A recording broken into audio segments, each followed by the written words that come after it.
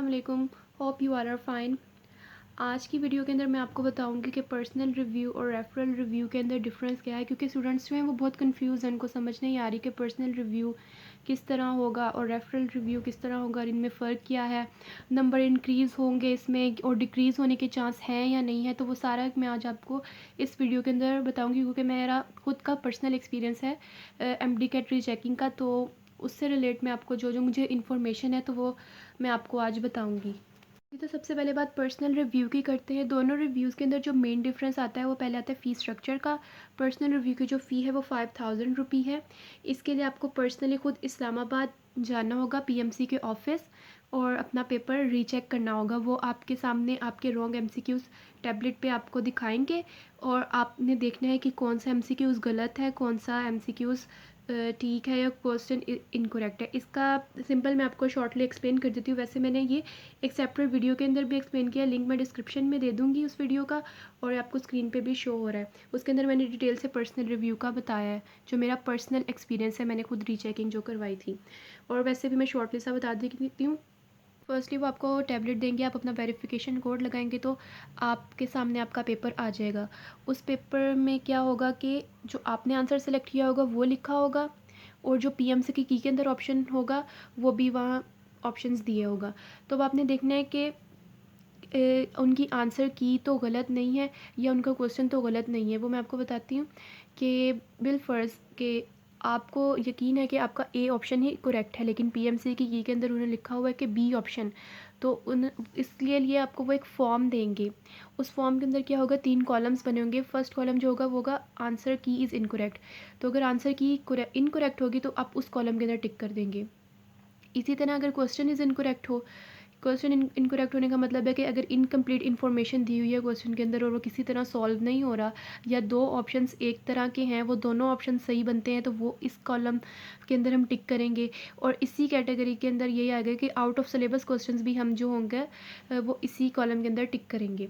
और लास्ट जो कॉलम होगा वो होगा कि आपने क्वेश्चन अटैम्प्ट किया है लेकिन आपको उसका मार्क नहीं मिला, तो वो लास्ट वाला कॉलम जो है वो इसलिए होगा। ये था पर्सनल रिव्यू का। और लास्ट में ये कि इसमें मार्क्स इंक्रीज़ होंगे या डिक्रीज़ होंगे। तो इंक्रीज़ के चांसेस जो हैं वो मैं आपको बताती हूँ कि आउट ऑफ सिलेबस की और जो रॉन्ग की के हैं वो मुझे लगते हैं मैक्सिमम है, क्योंकि जो आउट ऑफ सिलेबस क्वेश्चंस हैं वो तो साफ साफ ज़ाहिर है, क्योंकि वो सिलेबस में नहीं लिखे हुए थे टॉपिक्स। तो अगर हम उनको पॉइंट आउट करके उस फॉर्म के अंदर टिक कर दें तो मे बी चांसेस हैं, होप फॉर द बेस्ट इंशाल्लाह, कि मार्क्स मिल जाएं। और जो क्वेश्चन की जो है, आंसर की जो है वो इनकरेक्ट है, उसके भी शायद मे बी वो आपको मार्क्स पीएमसी दे दे। और डिक्रीज़ होने के चांसेस पर्सनल रिव्यू के अंदर मुझे लगता है नहीं, क्योंकि वो आपके सामने पहले ही रॉन्ग एमसीक्यूज़ रखेंगे, सारा पेपर रिव्यू नहीं करेंगे।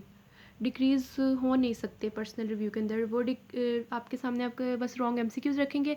आपने खुद उनको पॉइंट आउट करना है कि मेरे ये एमसीक्यूज़ जो हैं वो गलत हैं, मतलब कि ये एमसीक्यूज़ आपने मेरे रॉन्ग चेक किए हुए, तो काइंडली इनको रिव्यू करके मेरे एमसीक्यूज़ के मार्क्स मुझे दे दें। तो ये सब था पर्सनल रिव्यू के हवाले से। नेक्स्ट अब बात करते हैं रेफरल रिव्यू की। रेफरल रिव्यू की जो फ़ी है वो है 3500 रुपी, 3500। और इसके लिए आपको इस्लामाबाद नहीं जाना होगा। बस आपको क्या करना है, रेफरल रिव्यू का ऑप्शन सेलेक्ट करना है। आपने फ़ी चलान या डेबिट कार्ड के थ्रू 3500 रुपी पे करने, और सारा जो आपका प्रोसीजर है वो पीएमसी खुद करेगी, मतलब पेपर रीचेक सब कुछ वो क्या करेगी, खुद चेक करेगी।